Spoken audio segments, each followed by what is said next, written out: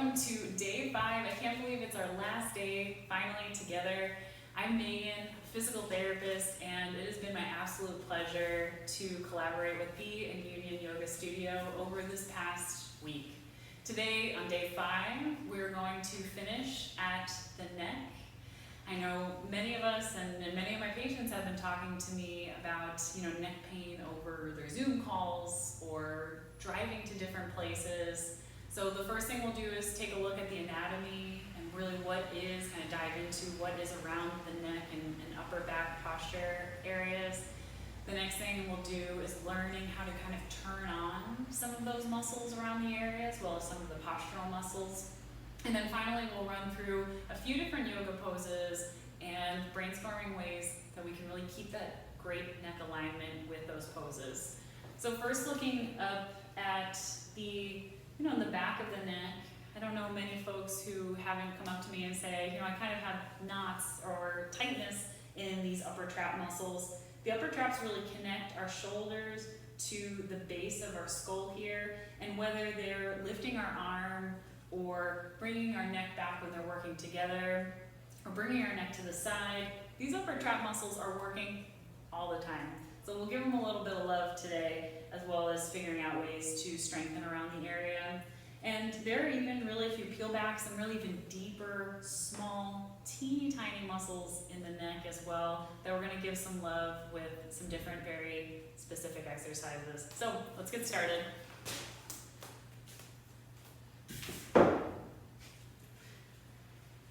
The first exercise that we're going to do to focus on neck and postural alignment is called a chin tuck.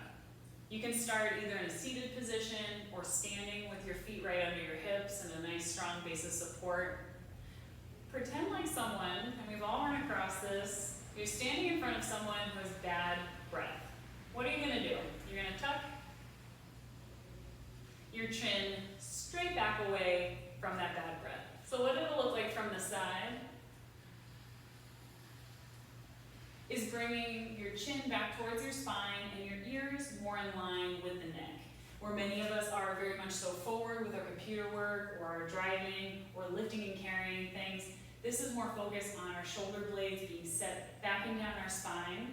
And we're going to do 5 more chin tucks together. So it's a very just gentle motion. I'll even have my patients take their hand or their finger on their chin like they're pressing a button. And it's not a big motion, it's not down, it's not up, but we'll do 2 more. Just small tucks back. And then we'll release. The chin tuck is a foundational exercise that really works into so many different parts of our life, whether we're sitting in the car and can do it back against the headrest, or in some of our standing postures later on. Next, we're going to work on isometrically activating, which means turning a muscle on without moving it. We're going to put our hand at the back of the head. And just like you're kind of doing that little bit of a chin tuck first, then maybe trying to bring your head back. But first the chin tuck, into your hand, pause for 1, 2, 3, 4, 5, and release.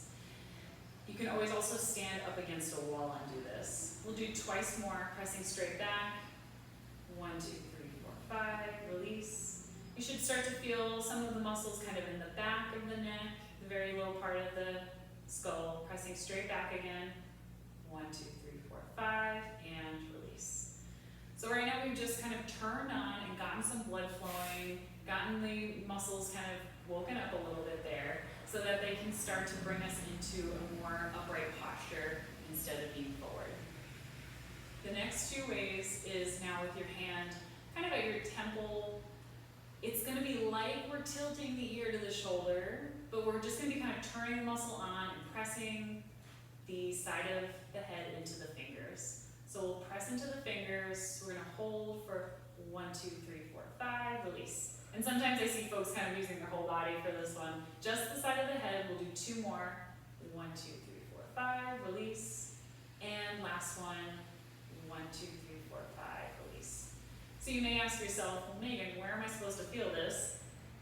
Here's where you're turning the muscles on, but you may also kind of feel like a co-contraction or sister or brother contraction on the other side as well, as you're kind of stabilizing the head in both positions. So kind of a win-win, both sides are working. We're gonna do the other side now, so your head on the other side of your temple, like you're bringing your ear towards your shoulder, but your fingers aren't letting you move.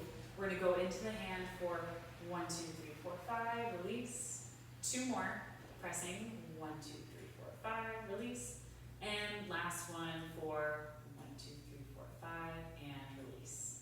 Great job. So now we've activated some of the muscles in the front of the neck to tuck the chin back, some of the muscles in the back of the neck to help stabilize, as well as some of those big upper trap muscles on the sides to help stabilize our neck in different positions. In yoga, we spend a good amount of time also kind of bringing our body to the side. So in a side angle, we have our legs, one pointing forward and the front knee bent. We have the back leg pointing out straight, maybe coming out of our warrior 2 pose. We know from our first few days, you want the strong dome in the feet, the strength of the leg, keeping the knee right over the ankle. So as we head, bringing the arms out to the sides like T, and then starting to lean forward and reach down to that front leg. It may be easy to kind of let your neck drop down with gravity. So see if you can't turn that muscle on the top side, and imagine kind of a string is pulling your head towards the side wall. We'll take 2 deep breaths here with that strength in the side of the neck. You can look straight ahead with these. If you want a good modification, you can also look down towards the bottom hand. Wherever you are though, you have that strength in the neck so that it's not falling down. And then we'll breathe in to come back to middle. The great thing about the muscles around our neck is they're keeping our neck strong. Like we have to do kind of a side plank for the neck. There are some serious muscles around the side. The next pose that we're going to be doing is kind of a forward fold up to a flat back position. When we come up to a flat back, it's not just the lower part of the spine up to the shoulder blades that we want to activate to be flat like a tabletop. We also want to have kind of that slight chin tuck of the neck coming up. So we're going to come first to a forward fold, remembering to kind of bend the knees and bend the hips like we did in our first few days, bringing your chest down towards your knees.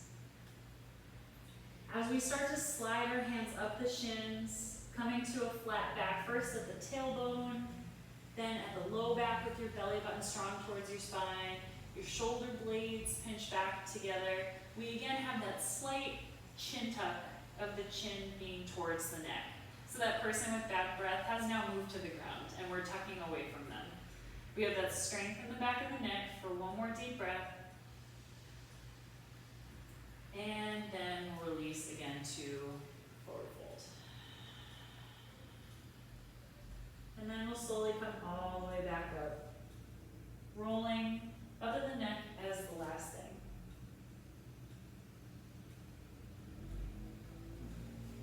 So now that we've worked the side of the neck and we've worked the back of the neck, a final position that we can really keep strength through our neck in is when we're going into slight back bend.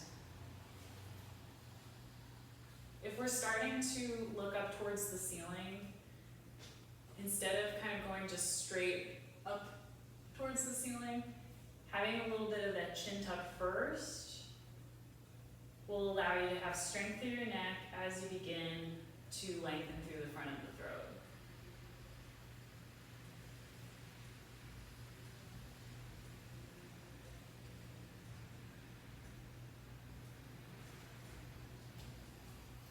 So this concludes our final day of our yoga collaboration. Thank you so much for joining us throughout the course of the week. Make sure to come by the studio and practice with the amazing instructors here. I really have to give full credit to Jackie, Blanca, Nancy, Norm, everyone at the studio for giving me all these tidbits and have deepened my practice over time.